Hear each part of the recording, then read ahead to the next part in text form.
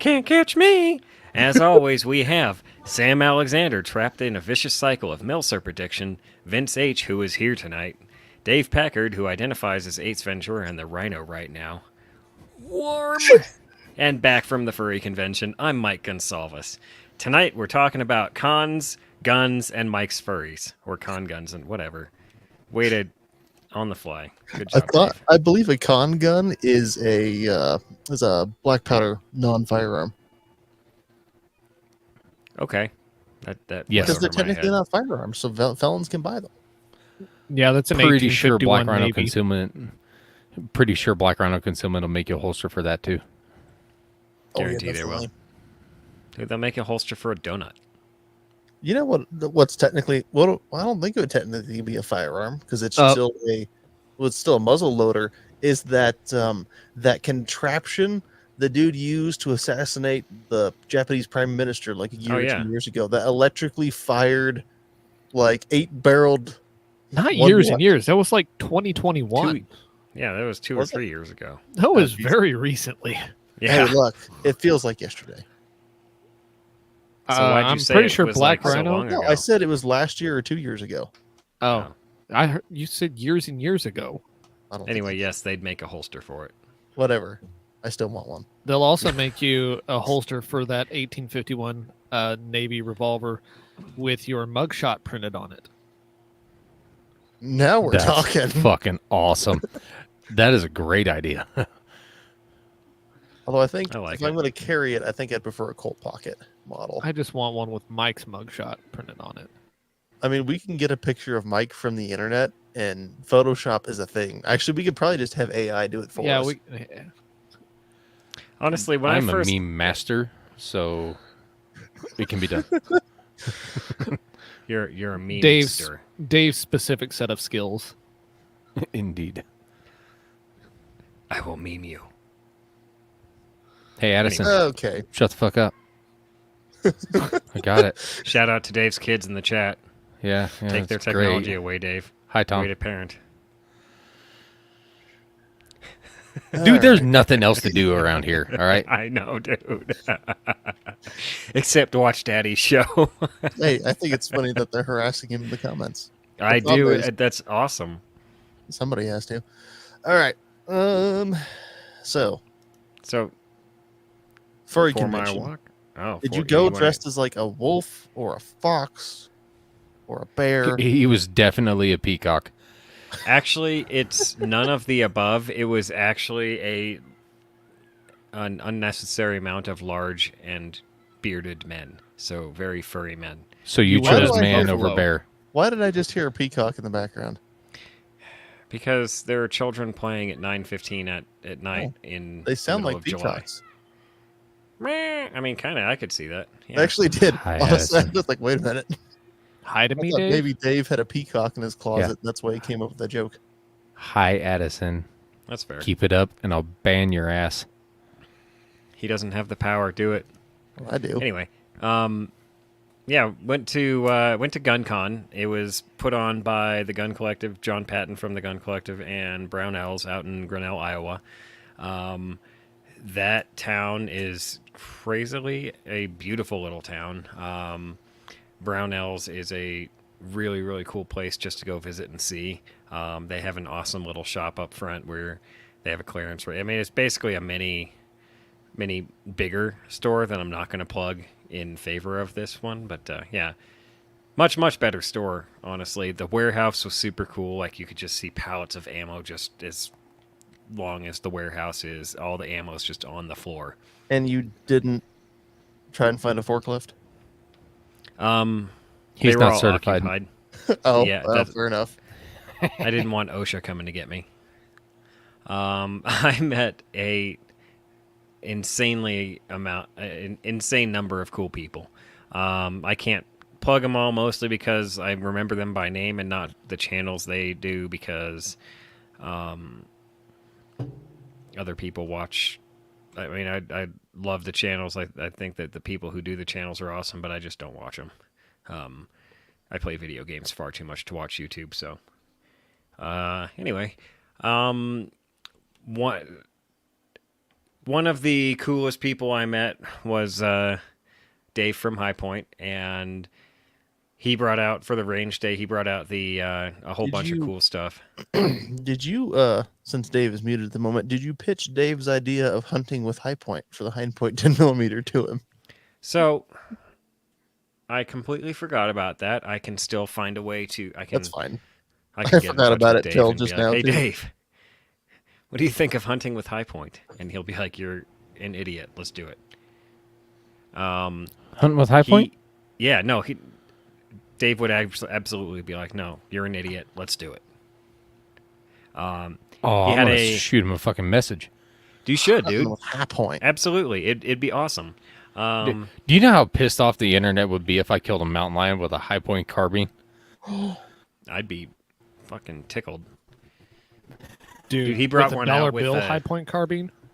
He brought one out with a can. Fucking and A. some other cool shit on it. It had a fucking those military lasers that go on the top rail underneath the optics, the ones that have IR and visual light lasers. So you're talking about a laser aiming module. Yeah, I'm Okay. not familiar with them, so Well, yeah. I'm just going. That's the what I saw. generalized term would be laser aiming module. Okay, and it was very fancy. He had that on the But was High it Point PEC carbine. 15? Was it a PEC 2? Was it a Yeah. It was pectoral. I don't know. fine? Anyway, it was a really, really cool rifle. The YC 380 was a blast to shoot for no reason at all. Dude. Do they make the carbine in 10 mil? Yes. Oh, Yes, they they do. they had one. I believe they had one. Okay, yeah. This is doable. You on board now? Yeah. Well, I mean, I was on board before, but I was like, did they have it? I couldn't remember if they had a 10 mil carbine or not. I just remember they Dude. had a 10mm pistol. I'll shoot prairie dogs to fucking lions and all kinds of shit with that thing. I'll shoot coyotes with a 10 mil High Point carbine. I don't know what's the thing that would make somebody. Oh, giraffe. Ooh, Ooh, yes, right seal. up the chin. Yeah, you A got to use baby the. seal. I'm trying to think what would make people the maddest. People are sensitive about seals. Like people yell at orcas for throwing seals in the air, and I'm like, well, I don't. They're just eating. That's nature being nature. Let nature That sounds be like nature. the best game of Skeet you could possibly play. The best game of Skeet is being Seal wrote down. No, I need a The 40 best game millimeter of Skeet is the course. game of seal eat. Pull. Yeah, we had a great time. Dave was showcasing some other really cool stuff that he had. I am unfamiliar. I was unfamiliar until I went to GunCon that High Point was actually owned by a bigger brand that is also showcasing some other stuff they try to do on the cheap. Some of that stuff includes like gear, bags, backpacks, kind of fanny pack looking ish stuff, tactical bag or tactical baby. Not the actual tactical baby gear, but it looks like it, So like but without the the baby plate bullshit. carriers. No, Oh. think more like they had that tactical baby carrier that had the wipe dispenser, and you like it was covered in molly, and you open it up and it's a wipe dispenser. It was just a bag about that size. Well, I hate all is of what I'm this. saying. In any case, I don't want to tarnish his reputation that he's selling tactical baby gear. He's not. It was just size comparison is all. They had a really, really nice helmet that was shockingly comfortable. So I'm kind of interested in those. They had a really light We'll 3A plate that, we'll talk about the helmet after the show. okay. They had 3A plate. They had a level 4 ceramic plate on showcase. Those were really cool. I've been trying Wait, to who had this? find the parent company of High Point. Okay. And I'm not Yeah, sure that's who what I they thought we were on, but also then I got really confused. Yes. I was just fair enough. That's easy to get distracted on this one. But yeah, that was some really cool stuff. The the Matador Arms. I didn't write them down, but Matador Arms was there, and I got to see some of the Mat 9s in person, and the utter simplicity behind the design. It's also incredibly genius, and I really loved seeing how those were put together. They have some new stuff where they're coming out with slide rail adapter. So you take their 6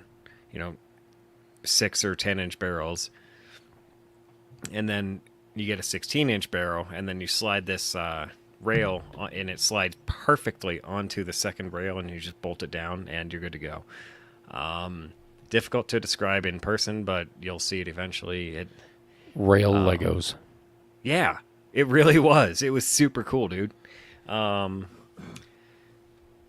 The one of my favorites, Sully from Samson Manufacturing, just an overall amazing dude. Just really fun to talk to. We hung out for basically a good part of the night on the very first night. Just, hey, welcome here and whatnot. And he had, with him from Samson Manufacturing, he had a SIG 556 quad rail, which he said that and my eyes went ping. And so he brought me over. He showed it to me. He also had a mini full auto mini 14. I do believe he had a buttstock of some sort, but I wasn't as interested in that. That didn't make me go ping. The ridiculous dude that he is, he was leaving little army men laying around like during the convention, and little signs that said, hey, if you find an army guy, he'd like leave them on random people's tables. There were several in the store. And I was like, oh, it's too bad I can't bring you one and get something free. He's like, dude, just come to me. I'll give you some free. Like, okay. It turns out like people, Gideon for one, they had a QR code, and you scan the QR code and you sign up for their emails and they give you a t-shirt. It was that kind of thing. Yeah. So let's see. That was really, really cool. Unfortunately, I am a complete moron and totally spaced on the range day going to shoot the quad rail and the full auto Mini 14.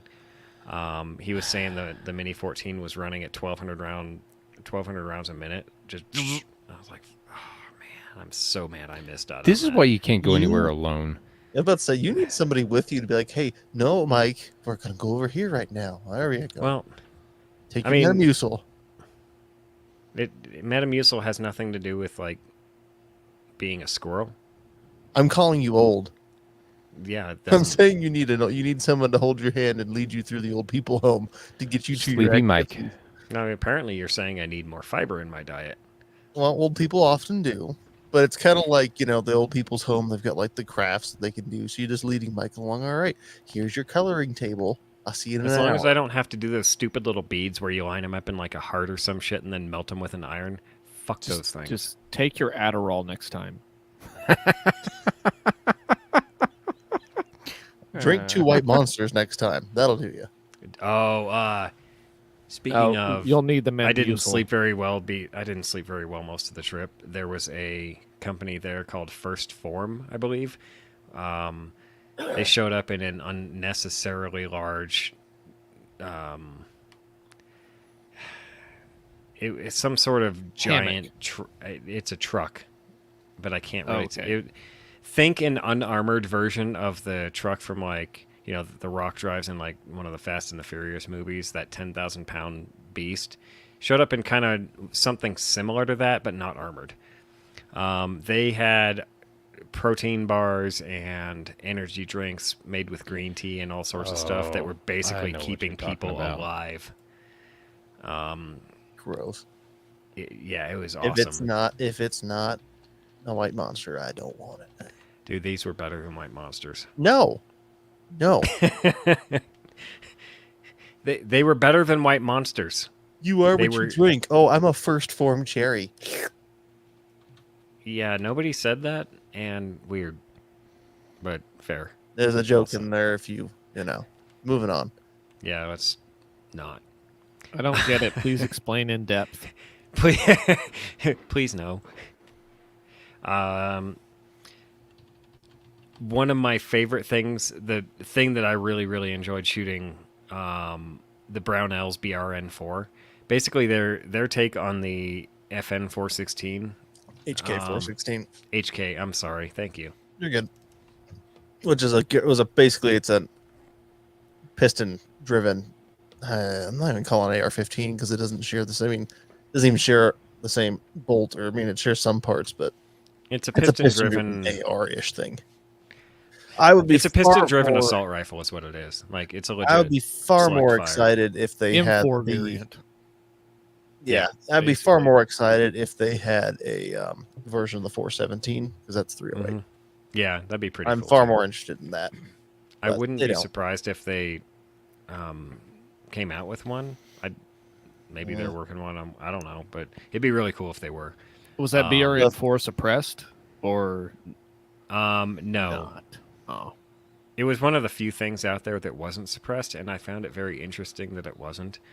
But then again, sometimes people just want to hear the cracker crack of, and not hear it suppressed.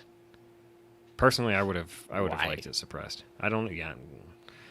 I had a lot of fun shooting on, like, the people they had shooting it. They'd get you down behind the rifle, put you in the prone, and then put you on a 6-inch plate 100 yards out.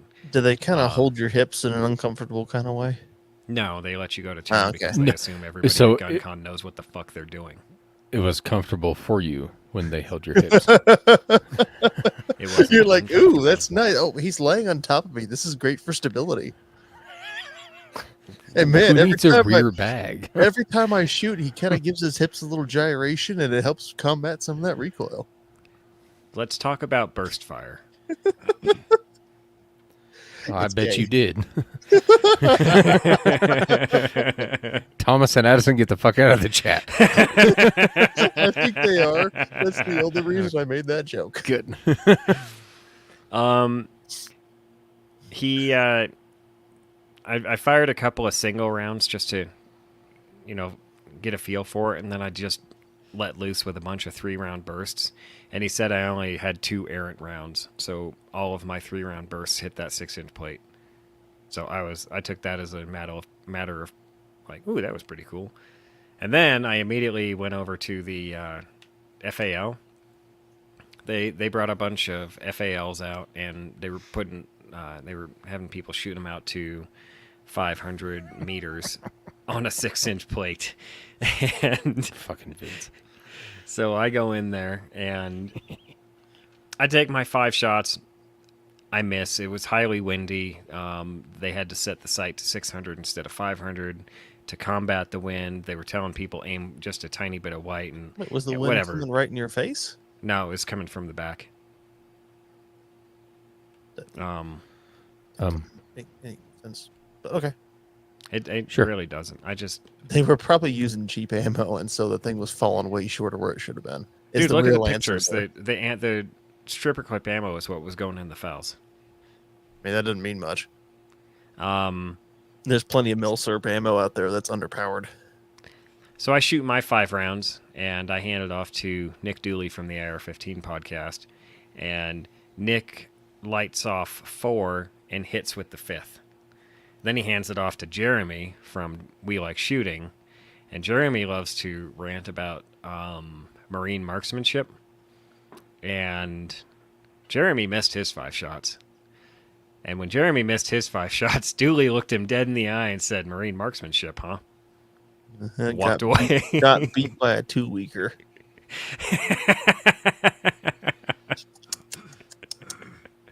The guy that owns a range got beat by a weekend warrior. Yep. So anyway, So that was pretty funny. Dude, he's going to fuck you up next time he sees you. Dude, he'll never even know unless we take a sound clip of it and play it for him. yeah, dude. Does Jeremy listen to our show? Well, if I die next time I see him, I'll make we'll know him he listen does. to our show. Oh, that'll go. You're like, hey, bud, check this out.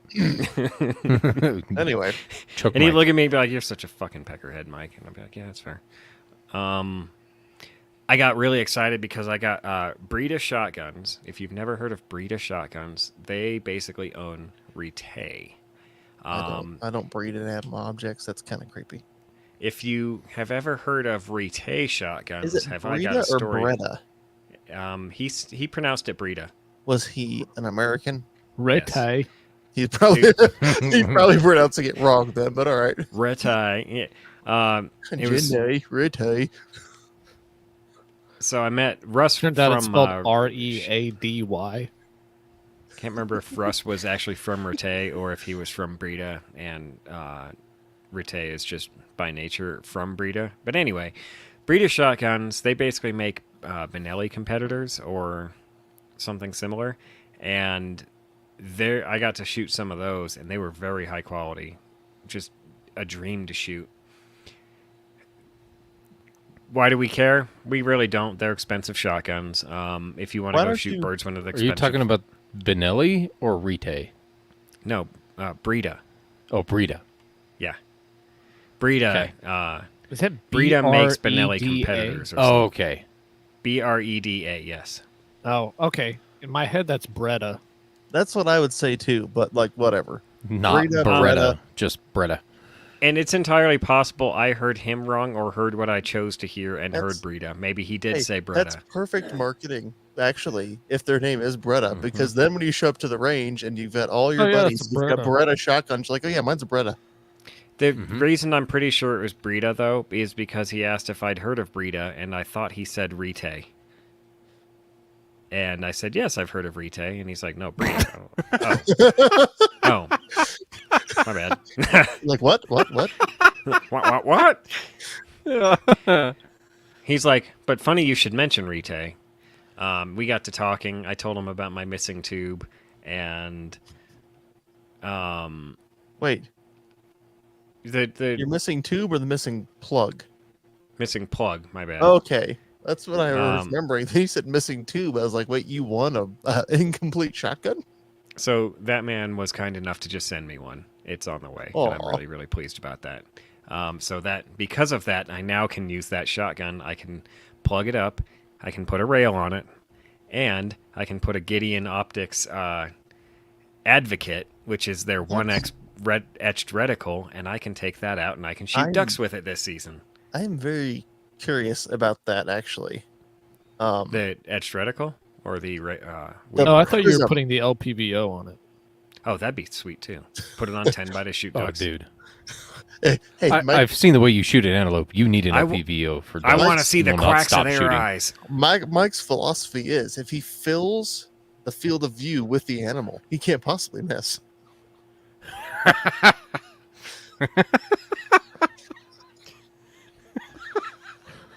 This is actually I'm making a play off of a joke that Mike that I it wasn't a joke. This is like years. This was however many years ago before we started the podcast when I was looking at optics for a hunting rifle, and what Mike had said is that he likes all that magnification, and so where my head went with that is like, oh, if you fill the whole reticle with the animal, like, how could you possibly miss? Anyway, Mike hunts at 25x. I do at 25 sometimes. yards. Mike's magnification But- philosophy isn't 1x per 100 yards, it's 1x per 10 yards. That's only because he starts at 45 yards and then stops at like 1,000. By the time they're finally out of range, and he's like, "Oh, I'm out of ammo. I got to reload now." I guess I'll give up now. Yeah.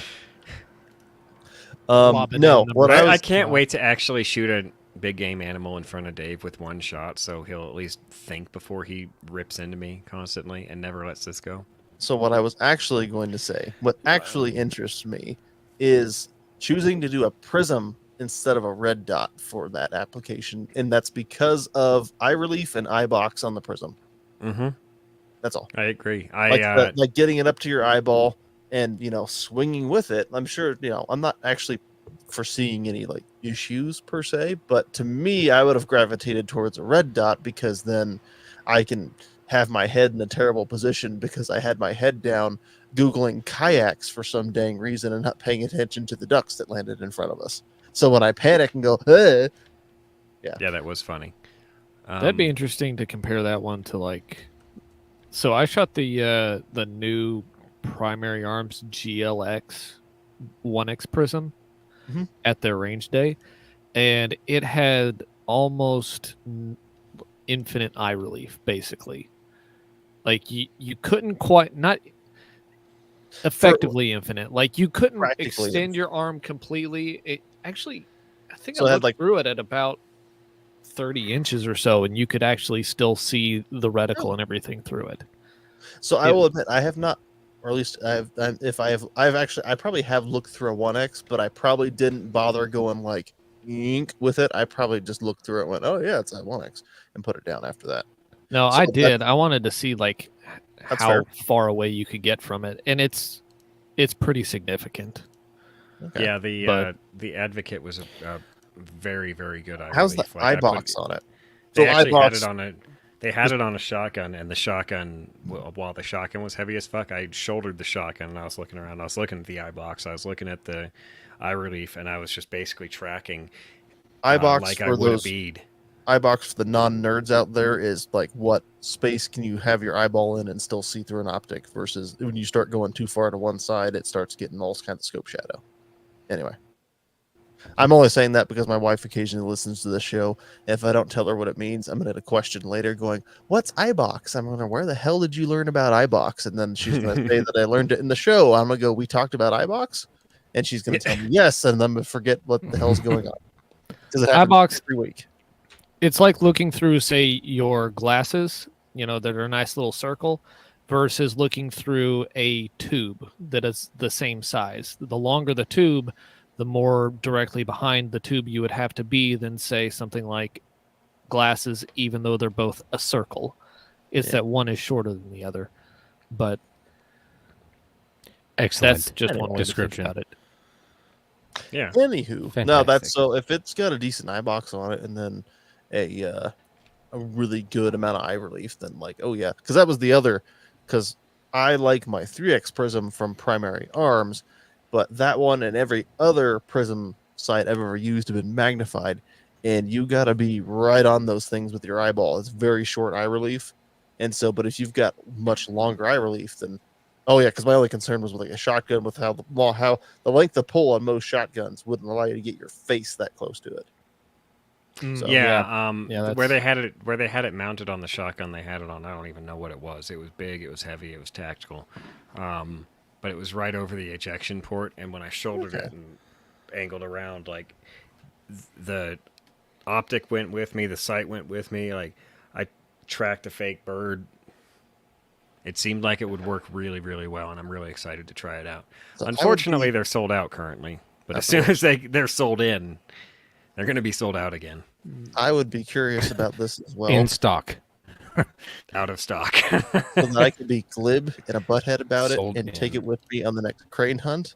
And that way, every time I shoot something, I could tell the guy who's always bismuth and or full choke, like, oh yeah, it's that prism sight, dude. That's what did it. It's that prism optic. Yeah, get you one of the prism optics.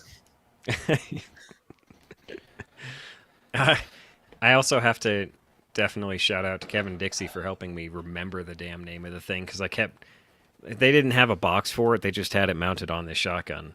So trying to remember the name, I just couldn't figure it out. And Dixie he's like, it's the Advocate, man, the Advocate. And I was like, oh, you're advocating for it. Gotcha. He's like, yeah, advocate for it. So thanks, Kevin Dixie. Cool. Anyway, So, dementia? back on Gideon Optics and the no, thank you. So we got to, as I got to talking to you guys in our signal chat about the Advocate, Sam, you brought up the Guardian, the 1 to 10x actually looks like a pretty viable varmint option, and Well, having I seen like- it in well, I person, think- I actually have to agree with you. I think an LPVO is a decent little varmint scope because, Mhm. I mean, thinking of like prairie dogs in particular, it's like I'm not gonna sit here and worry so much about a shot at a prairie dog at 400 yards that I'm gonna want a parallax adjustment, and I'm gonna be dialing. As long as I'm shooting in a safe direction, I know the round's not gonna skip off into the moon. Like I'm gonna shoot and watch where my dust goes, and then just adjust from there. But also varmint in the sense of like medium game too. I think I've used a LPVO while hunting beaver. Say it and get your jokes out now. What jokes? What are you talking about? I'm talking No, to the audience. There's nothing wrong with hunting beaver. I'm talking to Dusky in the chat, who's about to go, hey, appreciate beaver. Anyway, or hunting alligator. I still want to hunt alligator, but with like one of the We were talking about this like 2 years ago. Alligator. What was it that you had? Like you could use a spear or something to hunt alligator. Jesus. Anyway, doesn't matter. I'll look it up later. No, I found LPVO to be just about perfect because I mean I'm not taking a shot much over 100 yards on those beavers, but I still like having the magnification to actually do the mic method. So no, I was looking at that 1 to 10. So it's kind of funny. They have a 1 to 10 second focal plane. They have a 1 to 8 first focal plane. I would like to mash They have the more two than one? together. They have a 1 to 8 first 1 to 8 first focal First plane. plane. I thought they One- just had the 1 to 10 second. 1 to 10 second. I would like to The one I mash saw the was two the one to together eight first plane. and extract a 1 to 8 second focal plane for the purposes of hunting critters, but whatever. And then See, I I'm was the looking at complete that. opposite. I was looking at that. And then, well, I've had a 1 to 10, and once you get up to 10x, at least in my opinion, on LPVO, it starts getting a little bit overkill. I think 8's kind of a good top end, but that's just my eyeballs. You need to get a little bit bigger objective lens if you're going to go over 10, I think. even approaching 10, It's, because yeah. I mean, with my Swamp Fox Arrowhead 1 to 10, once you hit 10, that eye box becomes puny. Like, it doesn't take much to get off of it. I mean, it's almost any scope, but it's really noticeable. And then also, light transmission at 10x starts getting really degraded, especially at night, or not at night, but at dusk, which is the beaver hunting times, is at dawn and dusk. And anyway, That was last call. I mean, sure, why not? I thought that was cougars, though. That's more Since Dave's you're talking about expertise. light transmission, I want to make mention of the glass on the Go. Yeah. the glass on the damn it, what's it back to I mean, the I've looked The through Aviator. Guardian. The Guardian. The yeah. glass on the Guardian is really, really clear. It should It's- be, because prism glass is usually really good because you don't have to worry about as many lenses What- and slidey stuff. I am talking about the LPVO, the Guardian, the Oh, bleh. I've thinking not of learned the all the names yet. Advocate.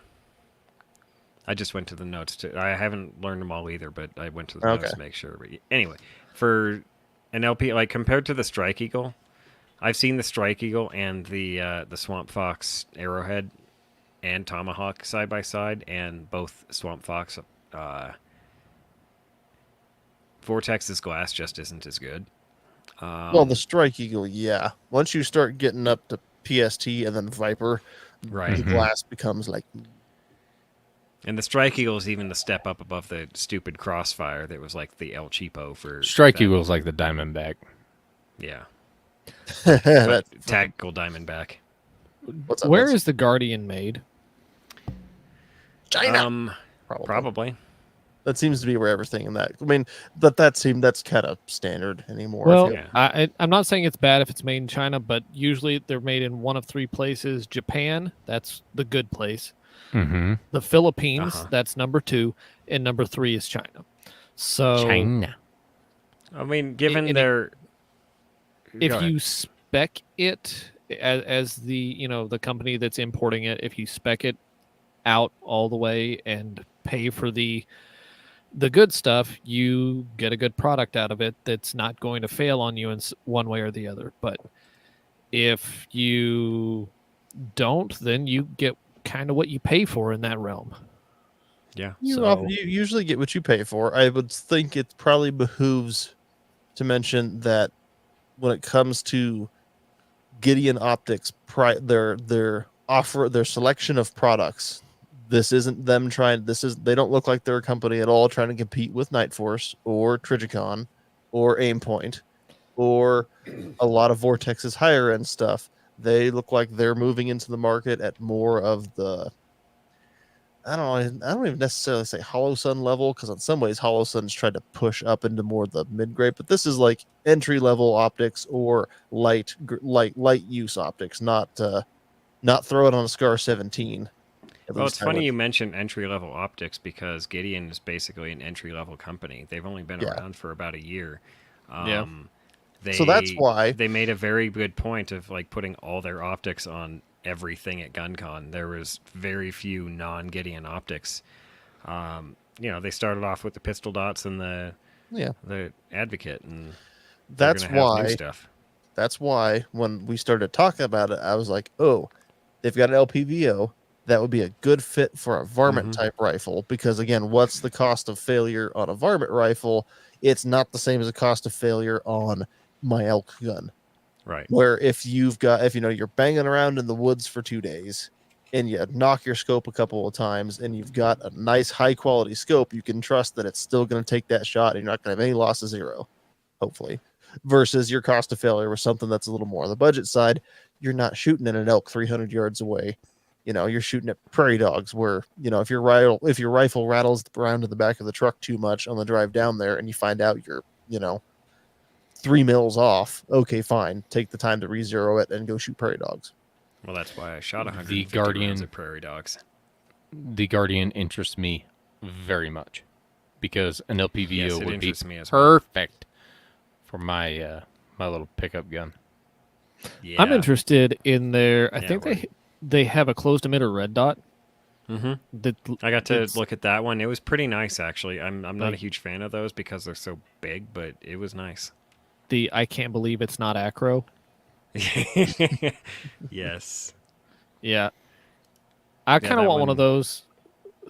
I've been looking at something like that for an offset red dot for my everything rifle.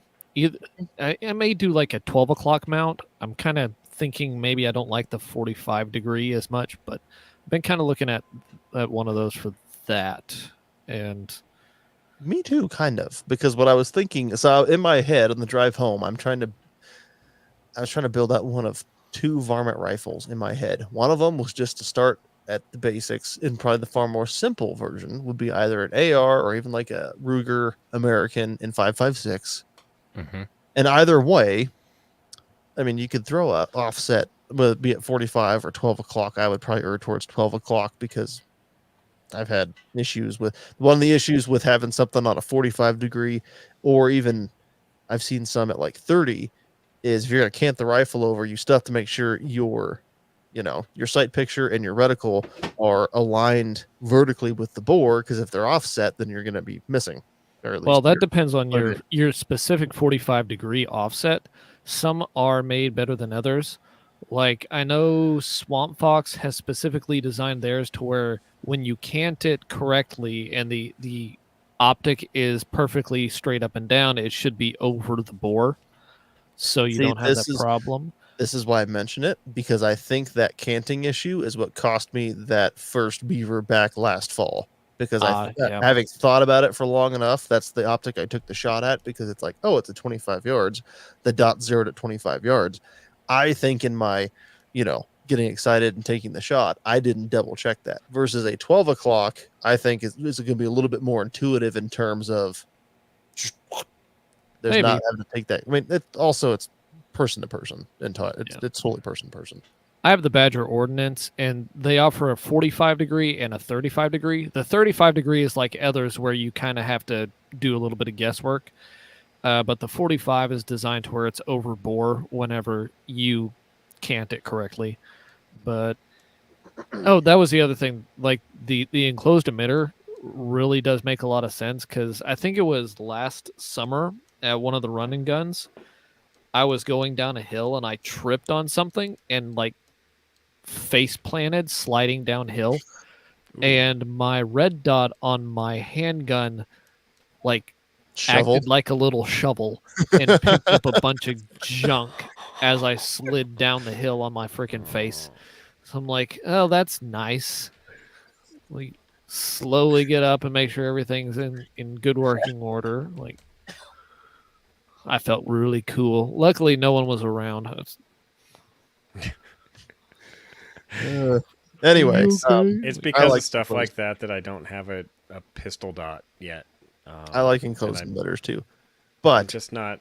I don't like the size of them yet, but I do want to point out a lot of Gideon's pistol optics come in the EOTech like circle dot kind of thing, and I love I that do. circle dot instead of just a dot. So, though the pistol optics have now intrigued me as well.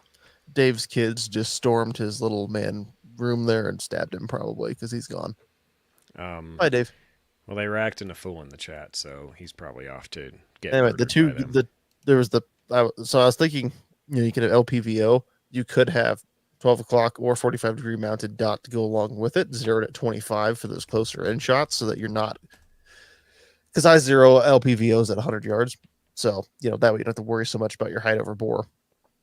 Also, your it wouldn't be height over bore at that point. It would be Vince, help me. What?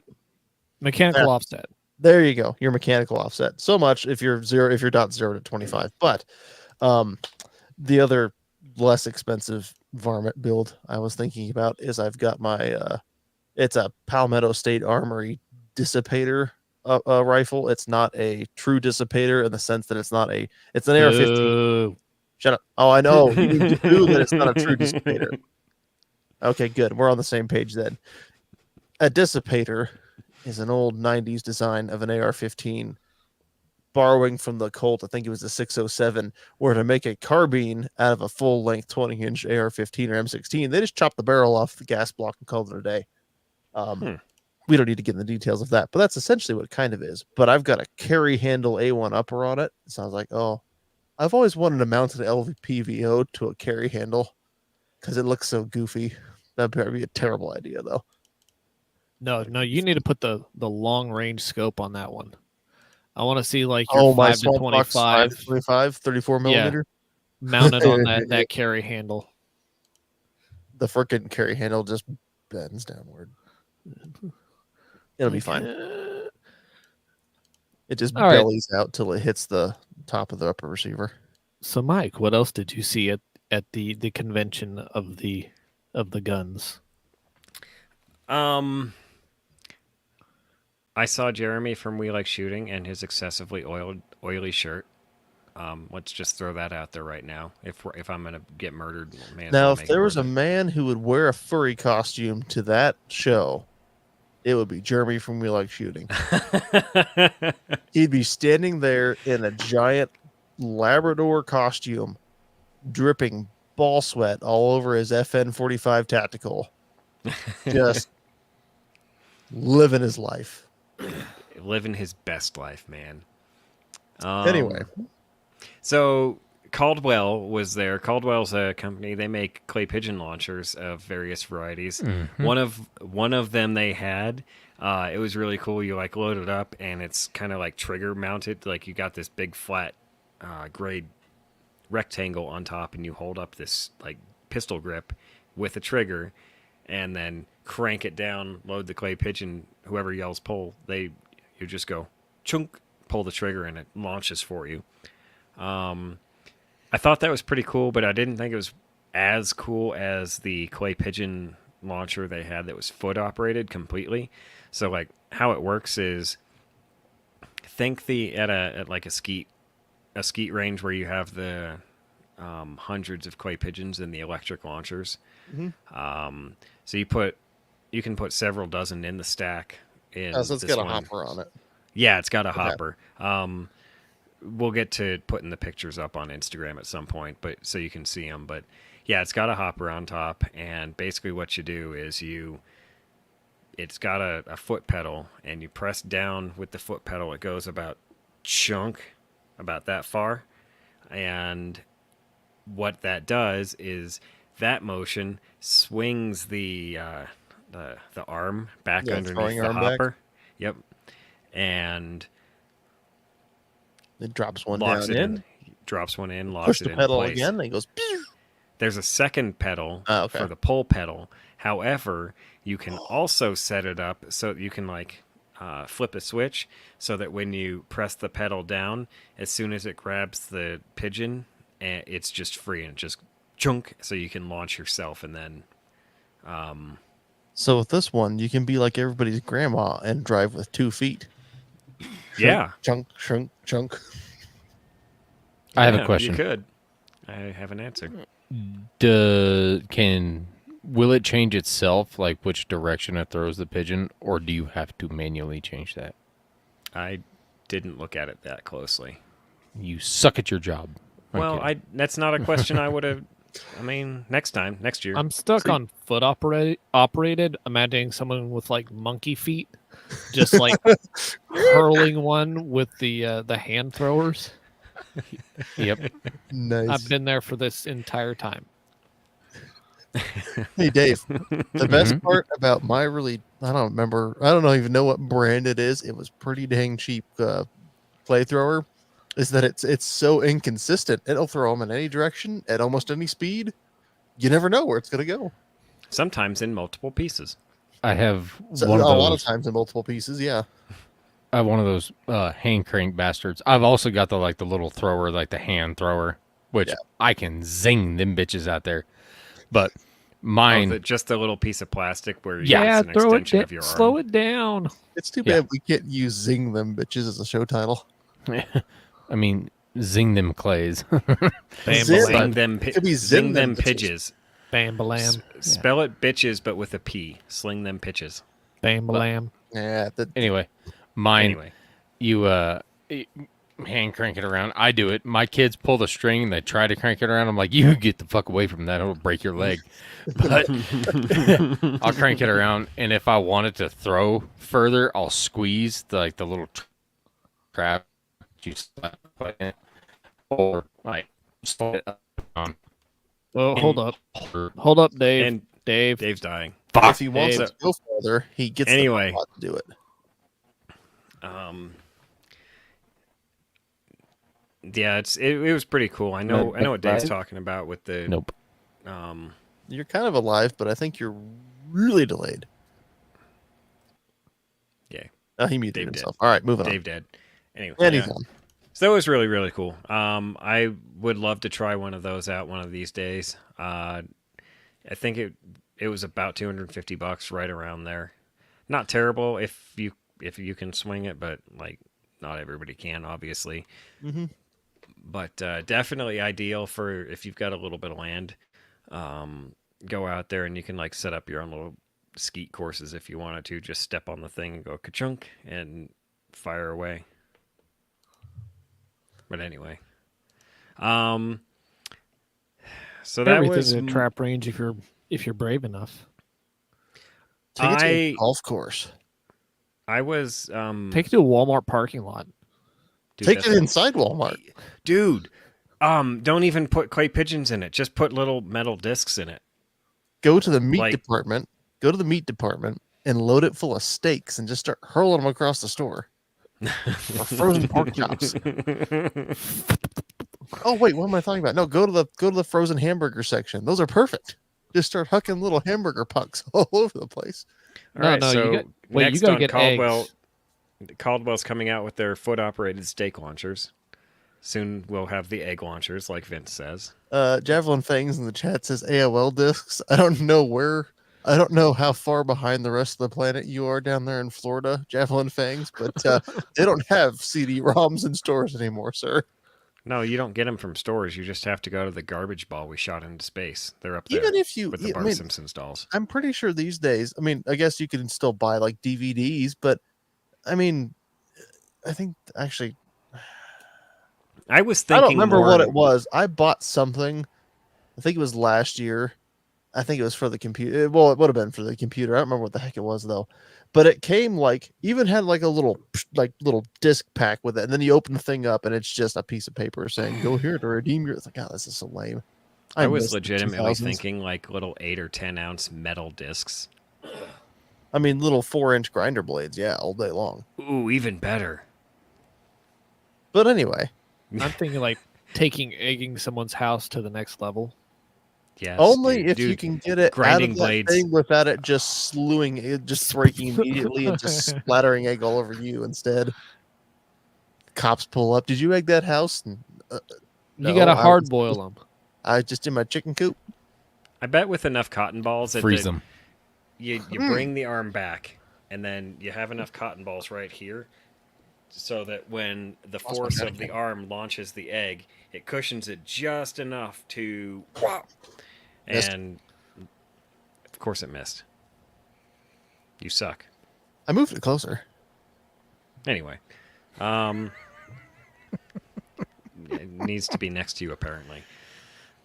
So, but the last really cool thing that I saw that I want to put on hunting related items, Align Tactical was there. They have these slide rests that go. They go into Smith & Wesson M&Ps, they go into Glocks, they go into 320s, they go into M17s, M18s, Springfields.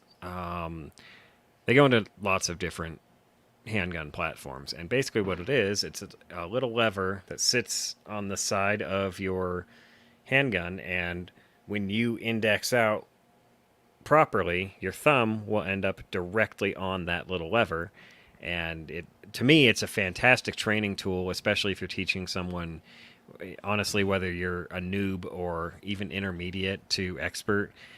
Having that little plate indexing your thumb every single time, it helps build consistency, build proper grip. I think it's a great training tool. It's a gas pedal. Yeah, but say Yes. for the rest of the planet, it's called in the shooting world, it's called a gas pedal. It usually replaces like the takedown lever on something like a P320, and it's just a little extended plastic nubbin for you to jam your thumb into when you're trying to do a good grip. I've never heard it called a gas pedal, and I think the term makes it. You're the competitive shooter, and you haven't heard of a gas pedal? That's what blew me away, is that I'd never heard it called that. But then again, I'd never seen any. So it has its downsides because it sticks out from the side of the gun. Your normal holster, if you put this on your gun, your holster is not going to work. You're going to have to get a custom holster that fits one. On the plus side, on Align Tactical's website, they do have the list of 23 holster manufacturers that make holsters with these gas pedals on them. So, do what you will. I think they're a fantastic training tool. I'd recommend one for a training tool to learn where to index your thumb. Other than that, I just don't want to get a new holster, to be honest. Now, the thing I do want, and I don't think I need a new holster to get it, is the offset mag release. So, and I should have brought the M17 in here, but YouTube will probably kick us off for showing you anyway. YouTube. And while I do endeavor, we only have one platform currently. Yeah. While I do endeavor to be banned off of YouTube eventually, I don't want to do it like oh yeah, look, we'll just get ourselves banned off of YouTube. I want to really give them something to ban us for. And let's get a solid platform. And a SIG is certainly not going to be the cause of it. No, fuck no. Anyway, so if I'm holding up my M17 like this, we're not cops, dude. If we were cops, we'd have this problem in the bag. I can't desk pop. My daughter's room is on the other side of this wall, so yeah. Go up. Yeah, up pop. Anyway. Roof boop. Writing that down.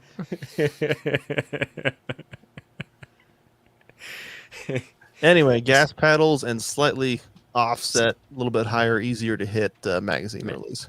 Right. So what it does is when you've got your hand, your grip hand, your firing hand wrapped around the grip of the gun, your middle finger comes real close to the mag release of quite a few handguns out there. Some of them I've even had Taurus PT-140, cough cough, piece of shit, where it almost rested on there. So what Align Tactical's mag release does is they take that and they flush out right where your middle finger hits, and they move the button to just about here. What does that mean for you? It means you don't have to ungrip the gun to pop your mag release. So when you're up and you're indexed and your slide locks back, it's a quick thumb motion and the mag pops right out. It's so intuitive. It's unlike anything I've ever shot. It's amazing. So definitely I'm going to call this a skill issue because I have an M17 as well. Never had either of those issues whatsoever. No, my middle finger is not gonna drop that mag out, and I don't have to break my grip to drop it either. So I have never said. I didn't say either one of those. Okay. I would also say I didn't say my middle finger on the button is an issue. I said it's an issue with some guns. Cough cough. Taurus PT-140. Your fingers will be just underneath the button if you're holding it right, and that's right where your thumb goes when you come around. Now, the reason people tend to have to break their grip is because their hand's just not big enough. But for some reason, when you're up and your thumb's up a little bit, that moving the button just like quarter-inch higher makes it so much easier to hit with your thumb right here, rather than having to break your grip on the gun, press the button, then regrip the gun. And yes, regripping the gun, breaking your grip and regripping the gun is part of a natural reload. I know this is an audio podcast, but for those watching, myself included, I could not see your hands the entire time. It's fine. I mean, we're talking about stuff here that goes on the gun that Mike's going to take in the woods, and it's the one, and Mike's one of 10 people in the world who's taking that gun into the woods. So, yeah. I have an idea. I mean, like me, if I'm taking a gun into the woods, it's my GP 100. Or it's my 1911 and a shoulder rig. Like, I'm not, but whatever. It's all. I forgot.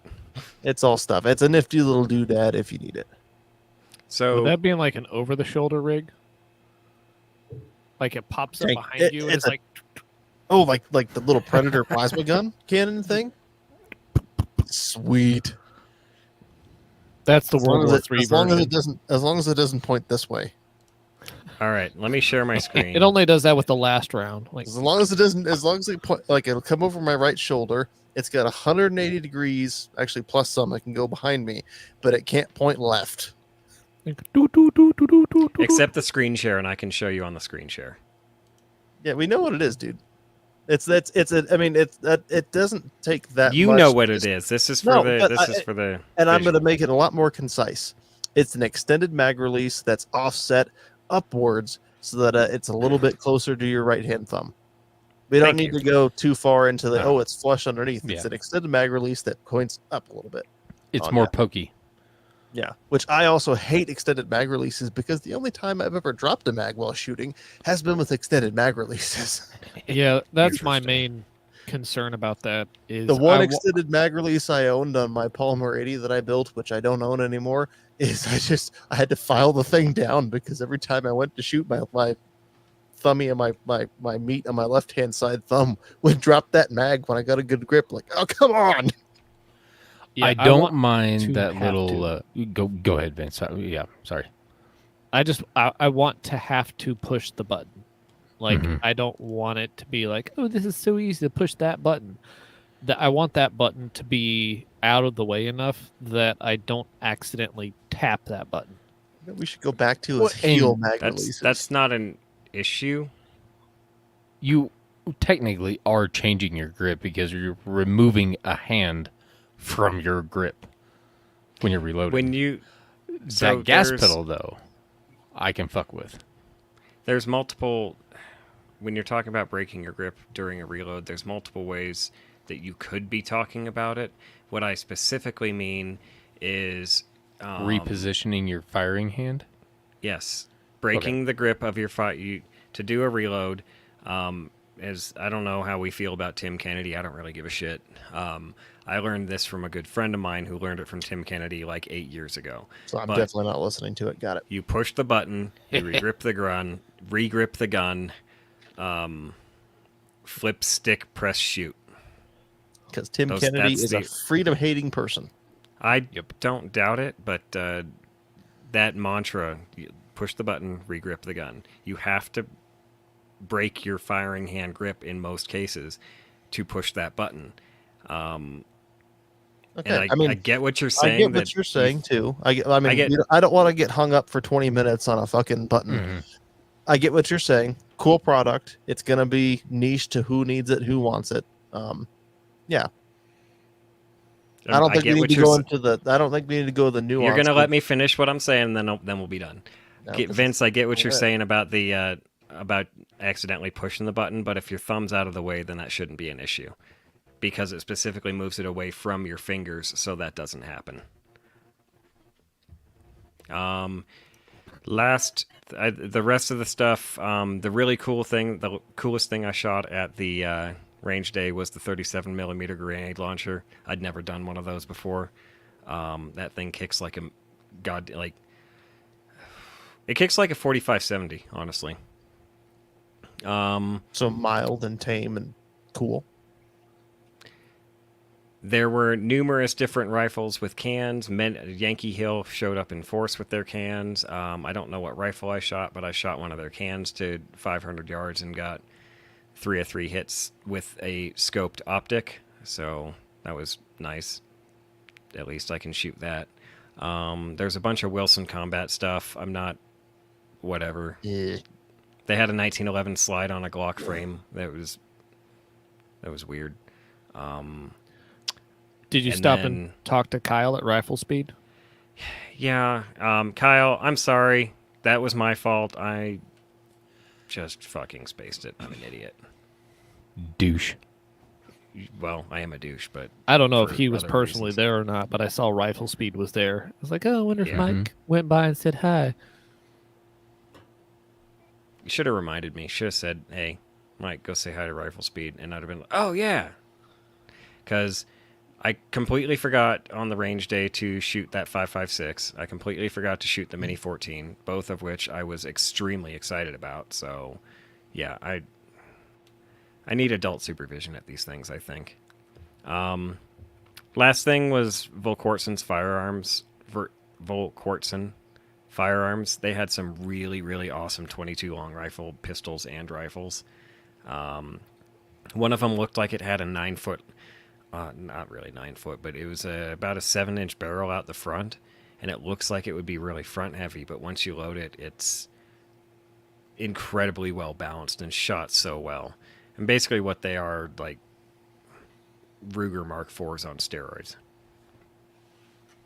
So that was the last thing that I can remember thinking was really cool. We had a great time. The WLS crew was there. AR-15 podcast was there. I was there. I met Mike Iceland from the Reloading podcast. He's a really cool dude. The list of other creators that I actually got to meet, it goes on and on and on, and I remember their names. I don't remember what shows they're from. But the one guy with the blue K-bar holder, he was Space Force, and I was like, were you ever a Marine? He was like, no, I do this because it's hilarious. And I was like, so it's your gay bar? And he's like, yeah. He was awesome. Those are words. I don't know what the hell you're talking about. Must have had to K-bar- be there. A K-bar is a... I know what a K-bar K-bar is. You're talking So- about a K-bar holder, and it's ironic because in Space Force. Got it. But that's a you had to be there joke. Trust us. Well, no, the color of the holster that the K-bar was in was a very powder blue. All right. So, Again, you had this is a definitely you had to be there one. yeah, I guess so. Or, yeah, Kevin Dixie was really cool.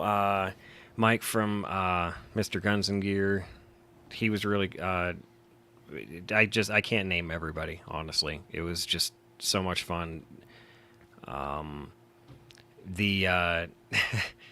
The night after range day was a big pain in the ass because it dumped rain on us for 2 straight hours right around lunchtime. And Stuff and Things Inc. was there. Their website is stink.com. So they brought out their Stizon, which is it's a AK-9 with their drum. What? It's Cylindrical supposed to be a mag, helical Bison, which is Right. a 9mm AK that the Russians came up with, which nobody actually uses because helical drum mags tend to kind of suck for practical applications. Yeah, it It's was not kind of a great to thing- hold. It's kind of a thing that popped up in the when the hell did the Bison pop up? Sometime I believe in the in the early 90s, Russia went through a really weird phase of trying to come up with. They needed money after the Soviet Union collapsed, so that's roughly the time they came up with a lot of export versions of AKs in various calibers. They started coming up with a lot of dumb ideas like the Bison, and then they also the Groza, which Stuff and Things also makes. It's something called so the actual weapon that though it's actually didn't really go beyond too much of a prototype is the OTS-14 Groza in Cyrillic. That's totally different letters. It's essentially an bullpup AK. I believe it was chambered in. Actually, I think they had 2 chamberings. I think the main one was 9x39 subsonic. which is an awesome, wicked little caliber actually. But you'll never get it in the U.S. The thing was a total failure because you're trying to smash an AK in this tiny little package, and it's like kind of a piece of junk in the end.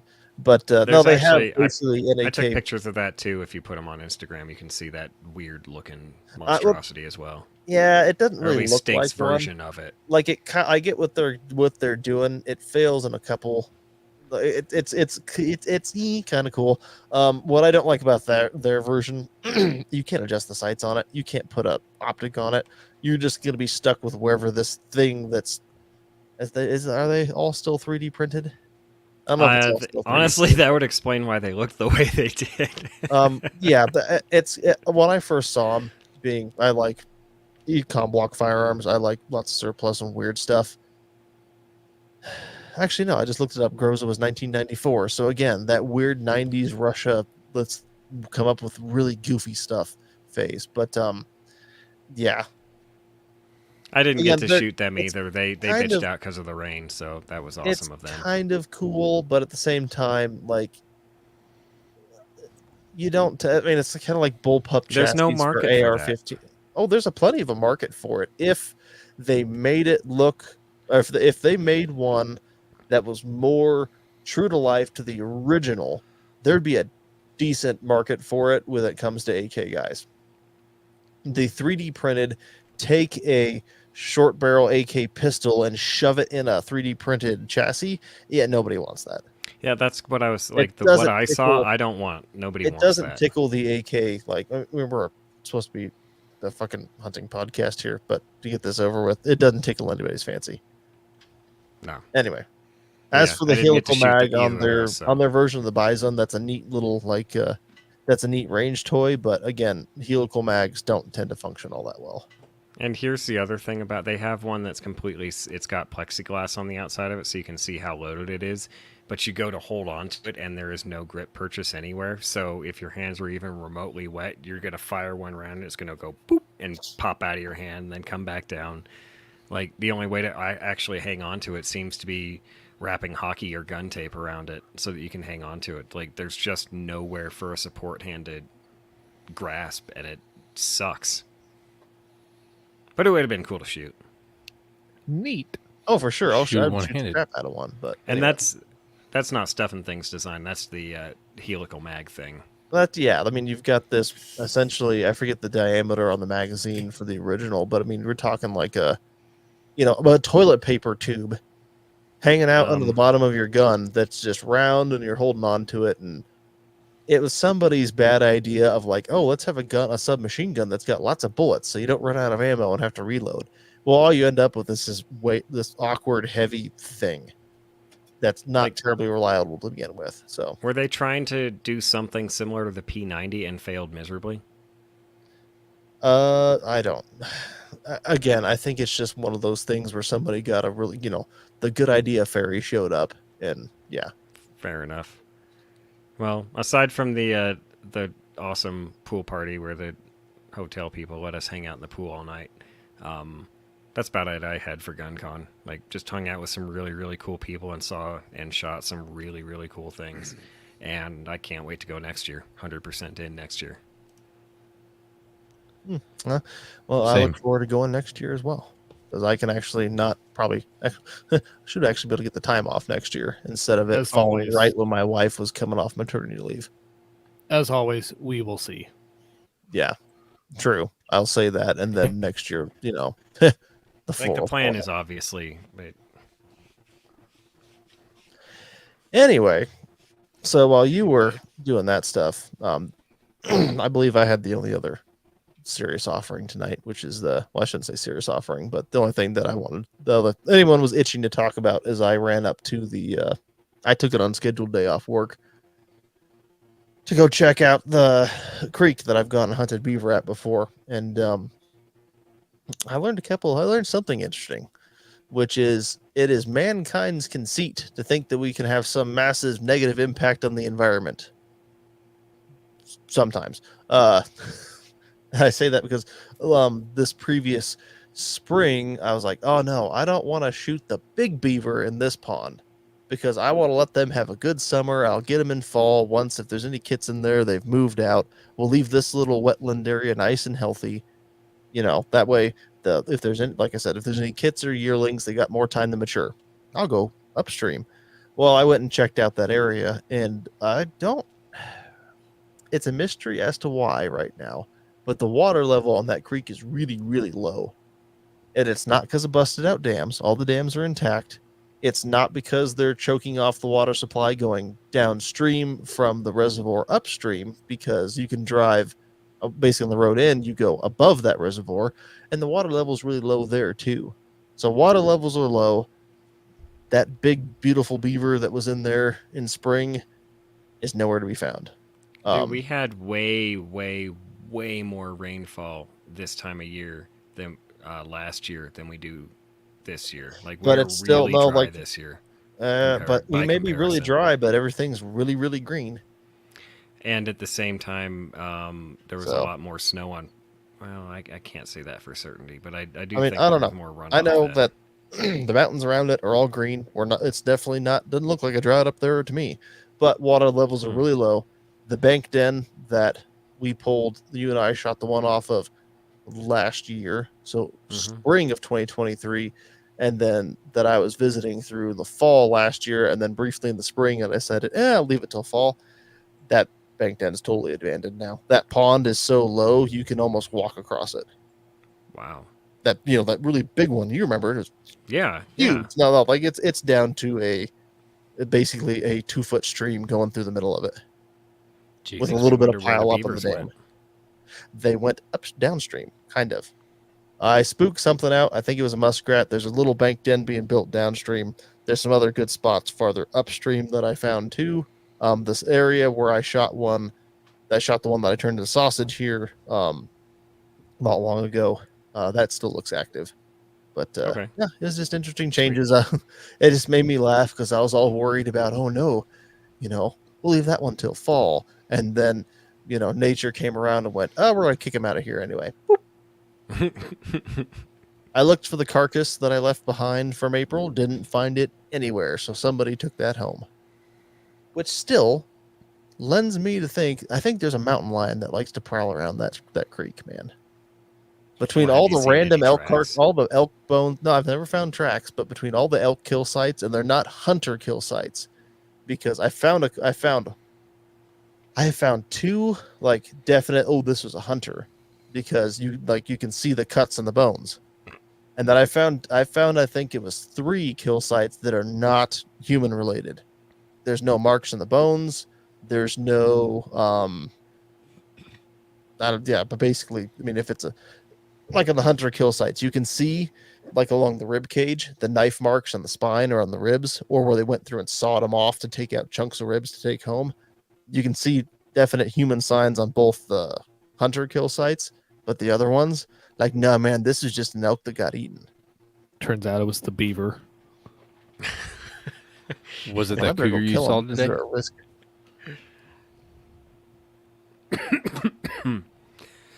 I didn't see any cougars today. I'm so confused. The one with the dogs. Oh, I almost forgot to talk about that. She wasn't a cougar. She looked like she was about my age. Oh, okay. So I did what I usually do, which is go, oh, I'm just gonna go check out these couple of ponds, and then an hour later I'm a mile and a half upstream or downstream, and like, oh well, crap. I walked over a little hill to check something on the other side, spooked out a muley doe. That was cool. And so I started making my way back along the top of the ridge or the hill, and back to the truck, up until a point where it's like, okay, I have to go downhill or I have to go well out of my way to stay uphill. So I go downhill and I plop my butt in the shade for a couple minutes just to go, all right. And then I look to my right and there's these 2 dogs that run around the tree. Like, oh, son of a bitch, I thought I heard something else out here. That wasn't just me, but it was all faint in the distance. I didn't know what to think of it. Well, it's like the scene from Spaceballs where the spaceship's coming over the top. It's 1 dog, 2 dog, 3 dog, 4 dog, 5. This lady had a dozen dogs with her of all shapes and sizes, Weird. like little Pomeranian looking things and like Labradoodle. Like, I don't know how she get all these dogs. Well, she's on the phone and she passed within 40 yards at me max. And I'm a little bit uphill from her, not like way uphill looking down on her. I'm just like a little upslope. Like she doesn't have to pick her head up to see me. And she just walked right on by. She got off the phone before she was like, straight out in front of me. And she didn't even see me. Didn't clue into her dogs looking at me. The dogs didn't bark at me. But it's just like, huh. And I'm not wearing camo either. I'm wearing blue jeans and a blue t-shirt. And she just walked right on by. I was like, oh, that's weird. So then I sat there and contemplated, well, how much time do I give her to get out ahead of me so that it doesn't look like I'm following her? And then she disappeared. That creeped me out. Because I saw her like, 200-300 yards down that way. I'm like, all right, I'm going to start walking. And then she went up, and then I went down a little hillock, and then she's gone. Huh. So it's a good thing she wasn't wearing like a prairie dress or something, because then I would assume the creek was haunted. I assume she went uphill. By 12 and dogs just went, also? I mean, why not? There's like little pygmy shacks up there, man. There's probably something haunted. Should I assume she went uphill and just found the road or something? But it's like, okay, she's gone, and now I don't know where she is with all these dogs. Why can we always count on you to find the creepiest shit? Like, Oh, why? come on. They were like goat or sheep sheds from like, 80 years ago. They're not that creepy. No. Creepy lady with 12 silent dogs. Oh, because she was wearing like modern exercise clothing. I'm not creeped out by it. If she was wearing a prairie dress, I would be totally creeped out by it right now. That's all I'm saying. Next, you're going to find a stone-lined well with a little girl's voice at the bottom of it. Please no. You're supposed to throw rocks into those, right? Just like dynamite. Well, I'll get just road pull flare. the pin and walk away. We'll drop a road flare in first to see if anything screams, and then, the holy water's going in next. So, anyway, no, I just thought it was interesting. We'll have to see what happens here as I check it. Everyone thinks his prairie dress and a Labradoodle. We'll have to check it out coming up closer to fall, because if a couple of those spots don't recover, I might look towards finding some fresher ground. Because that water level is really freaking low. Like, if it doesn't raise before we start freezing, like, there's going to be a couple of spots that I'm pretty 90% sure have little bank dens in them, that if there's anything living there, they ain't going to be living anymore. So, anyway. Fun That's times. interesting. All right. Well, with that over with, we have, I swore I screenshotted it. We have a review, which means I've got to send out a sticker to typical PNW guy, not tactical PNW guy, which is what I read your username for like a year. And not tactical weapon same. guy, which I read it for as a year. Mm-hmm. But no, he's just it's typical. It's typical PNW guy, not tactical weapon. He's Good not Lord, tactical we're bad. or weapon. Nope, he's just typical PNW. And I'm pretty And sure not he's listening. typical, as I read it. Typical pun. Oh, you killed Mike on that one. Vince is really good at killing me. And I'm pretty sure he's listening to the wrong show, because he says, I want to start off by saying that I've been here since day one, almost literally. He actually has. So I'm surprised he's still listening. Right. And probably the only one from Washington. So I guess that makes me the gloat. Greatest listener of all time. I really don't like that you had to say that. Gloat? But at the same time, I also approve. Anyways, these guys, this is where he's wrong. These guys are off top. Well, okay, we are off topic more than we are on, but he doesn't mind. Here's where he's off. The vast knowledge as a newbie that I've learned is priceless to me. I think he's been confused. I think he's been like listening to us back to back with, say, a better podcast, and then getting the two mixed up. This is clearly the only explanation. P.S. You're always saying, let's go hunt, but I've been sitting on my porch waiting for months to get picked up by all to go. Well, typical PNW guy, I know where you live now, and you're not going to want that. You're like, what are we hunting? And you're like, oh, we'll see. The most no. dangerous game. What are we hunting? The hunt's over. We got him bagged. He's in the truck. Now we go to the meat processor. Like, what are you talking about? Hunt's over. All right. Oh, Javelin Fang says they got their little rivers and creeks back down here with the rain. Don't you live in a swamp?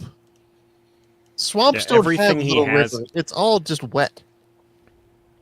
Dude, Dusky is most at risk for the Jungle climate rot, change. jungle No. rot, and trench foot, and like Malaria? crotch Yes. fungus. I Those thought it was that things also. hurricane. Well, that too. All right. So, if anybody else wants a free sticker, it says "Let's go hunt." We have black and brown. And somewhere I have green and blue, but my kids may have stolen them. I have brown and black also. Well, I know that, but somewhere I have green and blue from Stuck Knot Customs, and I think one of my children may have stolen them. Which, if it was my daughter, it means those stickers were alternatively stuck to her forehead and then her shirt, and then discarded 20 seconds later. But leave us a Nice. review wherever you want to leave it, and then message us on Instagram or send us an email. Actually, message on Instagram, send us an email. The email is probably going to change here coming up soon, so we'll update that next week. But do that, and I'll send you a sticker. And I'll know where you live. It's a win-win. Sticker. Oh, A did you Sean like my Connery Connery on that one? sticker. You like my Connery on that one? I do. It's a It was trap. very well done. The sticker. It's a trap for a sticker. All right, Dave. Wait, That's his Dave, shtick. didn't Dave do exit last week? I did. Whose turn is it this week? Is it mine? Vince? Yours. Yes. Vince? All right. Oh, never No. mind. Ignore me. Sam. What are the odds I can't time the music to my own, speech patterns? Pretty high. Yeah. Well, I don't even know who did intro I did. today. support the sport and take a buddy like PNW typical guy hunting. Might have been It's me. traumatizing because if he's new, he might shoot you. Search for Let's Go Hunt on YouTube and at Reddit at r/Let's Go Hunt. Somebody took Instagram out of there too. Links available at firearmsradio.net. If you enjoyed the show, tell your friends and family about us, but only if you don't love them. Check out the show notes or instamation. Jesus. Hey, what else? Come on, Dave. Check out the show notes for information on the 91. The band hunting on kitty cats and kitty radio. Thanks for listening and let's go hunt. The Let's band go, buddy. huntings on Kitty Cat, Colorado. Yeah. Ben Cuntings Hey, on there hunting. comes a point where you start screwing up and you just roll with it. I like Steel Skeet. I missed a bunch of them tonight. Eh. Seal Skeet. Yeah. All right, Yeah. Whatever. ending stream. Bye bye, Dusky.